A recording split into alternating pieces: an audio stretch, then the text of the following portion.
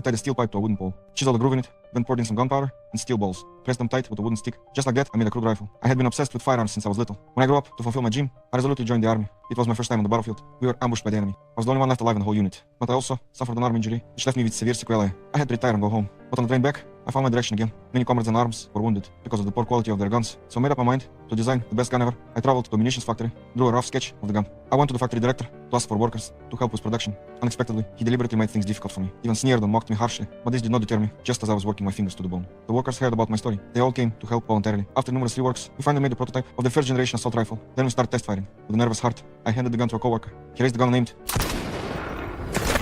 The bullet pierced through the iron bucket instantly. My partners flipped the bucket over, took out the cartridge cases inside, found that the force distribution was very even. We finally succeeded with the colonel's recommendation. I presented the gun to the general. The general came to the shooting range personally to test it. After an intense round of shooting, the general praised it highly, decided to let me represent the war zone. To participate in the weapons design competition, with the general's recommendation letter, the research institute attached great importance to me. Not only did they arrange a private office for me, but also specially assigned an assistant to me. After a month of preparation, the selection day finally arrived. But to my great surprise, the rifle failed the selection because it kept jamming, but I did not give up. Continued to devote myself to improving the gun, but every time I made improvements, new problems would crop up one after another. Just then, I thought of the crude rifle I made as a child. It suddenly dawned on me. The simpler the structure, the less likely the gun was to malfunction. After sorting out my thoughts, I began to simplify the parts again. Soon, a brand new rifle was born. I rushed to the shooting range immediately, raised the gun and pulled the trigger. Every shot hit the bullseye, but my actions attracted the attention of the management staff. They called the guards, arrested me for firing a gun without permission. But looking at the bullet holes on the iron bucket, I smiled with relief. Before long, the competition kicked off officially to test the performance of the firearms. All the guns had to pass tests of being soaked in water and buried in sand. Under such harsh conditions, many guns jammed. Only the assault rifle I designed remained intact, completed the assessment perfectly,